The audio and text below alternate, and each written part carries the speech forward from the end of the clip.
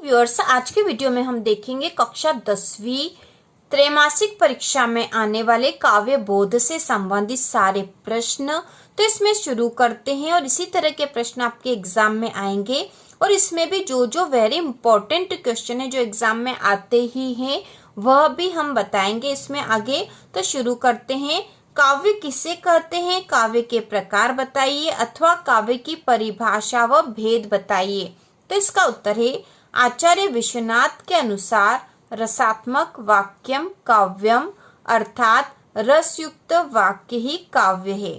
ठीक है, रसयुक्त वाक्य ही काव्य है। काव्य के दो भेद है, प्रबंध काव्य और मुक्तक काव्य। प्रबंध काव्य और मुक्तक काव्य। कहीं कहीं इसके जो दो भेद है वह दृश्य काव्य और श्रव्य काव्य भी बताए जाते हैं और वह भी सही है। इसके बाद जो महत्वपूर्ण प्रश्न है वह है प्रबंध काव्य और मुक्तक काव्य में अंतर बताइए। तो इसमें कम से कम दो अंतर तो आपको आना ही चाहिए। तो प्रबंध काव्य और मुक्तक काव्य में अंतर हम देख लेंगे। प्रबंध काव्य में रचना एक कथा सूत्र में बंधी रहती है।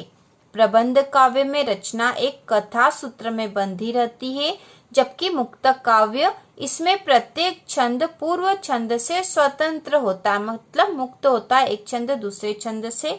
तो इसे मुक्तक काव्य कहते हैं। इसमें प्रत्येक छंद पूर्व छंद से स्वतंत्र होता है। दूसरा जो अंतर है, प्रबंध काव्य में हम लिखेंगे इसका कथानक विस्तृत होता है, जबकि मुक्तक काव्य में इसका कथानक संक्षिप्त होता है।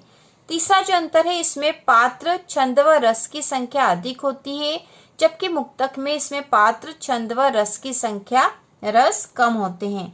इसके बाद उदाहरण भी हम देख लेंगे। तो प्रबंध काव्य के उदाहरण है रामचरितमानस और कामायनी, जबकि मुक्तक काव्य के उदाहरण है मीराबाई के पद और रहीम के दोहे। साथ ही एक और भी हम अंतर देख लेंगे ताकि हमको ये दोनों अच्छे से समझ में आ जाए। तो प्रबंध काव्य के 3 प्रकार है, महाकाव्य, खंड काव्य और आख्यानक गीतिया, जबकि मुक्तक काव्य के 2 प्रकार है, पाठ्य मुक्तक और गेय मुक्तक। बाद हम सबसे इम्पोर्टेंट क्वेश्चन देखने वाले हैं और वह है महाकाव्य व खंड काव्य में अंतर बताइए। तो बहुत ही महत्वपूर्ण प्रश्न है। कभी कभी महाकाव्य की विशेषताएं भी पूछी जाती है और महाकाव्य के उदाहरण भी पूछ लिए जाते हैं। तो यह भी हम इसी प्रश्न से सीख लेंगे। महाकाव्य और खंड काव्य में अंतर। तो पहला अंतर है, महाकाव्य का कथानक विस्तृत होता है, जबकि खंड काव्य का कथानक संक्षिप्त होता है। दूसरा अंतर है, इसमें मुख्य कथा के साथ साथ सहायक कथाएं भी होती है, जबकि खंड काव्य में एक ही मुख्य कथा होती है। तीसरा जो अंतर है, इसमें पात्रों की संख्या अधिक होती है, जबकि खंड काव्य में पात्रों की संख्या कम होती है। महाकाव्य में अगला अंतर है, इसमें 8 या अधिक सर्ग होते हैं, जबकि इसमें सर्ग की संख्या कम होती है। और उदाहरण जो सबसे महत्वपूर्ण है, हमें पता होना ही चाहिए।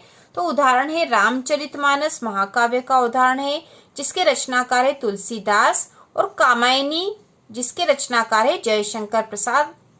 तो ये 2 महाकाव्य के उदाहरण हैं, रामचरितमानस और कामायनी। इसके बाद खंड काव्य के उदाहरण है पंचवटी, जिसके रचनाकार है मैथिली शरण गुप्त, और दूसरा है सुदामा चरित, जिसके रचनाकार है नरोत्तम दास। तो ये 2 उदाहरण है। कभी कभी एग्जाम में केवल उदाहरण ही पूछे जाते हैं, या 2 खंड काव्य के नाम और 2 महाकाव्य के नाम पूछ लिए जाते हैं। तो हमें दोनों ही आने ही चाहिए। और इसके साथ ही महाकाव्य और खंड काव्य में कोई 3 अंतर आपको याद कर लेना है, क्योंकि यह प्रश्न बहुत ही महत्वपूर्ण है। त्रैमासिक, अर्धवार्षिक या वार्षिक परीक्षा में यह आता ही है। बाद अगला प्रश्न है पाठ्य मुक्तक व गेय मुक्तक में अंतर बताइए। तो इसको हम याद कर लेंगे। इसमें आपको कम से कम 2 पॉइंट याद होने ही चाहिए, मतलब 2 अंतर याद हो जाने चाहिए। तो पाठ्य मुक्तक और गेय मुक्तक, पहला अंतर है पाठ्य मुक्तक को पढ़कर इसका आनंद लिया जाता है, जबकि गेय मुक्तक को गाकर इसका आनंद लिया जाता है। तो नाम से भी पता चल रहा है, पाठ्य मतलब जिसे पढ़ा जाता है और गेय मतलब जिसे गाया जाता है।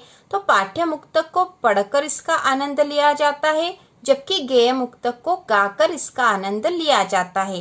इसके बाद दूसरा अंतर है, इसमें लय व तुक का अभाव होता है, जबकि गेय मुक्तक में इसमें लय व तुक होते हैं।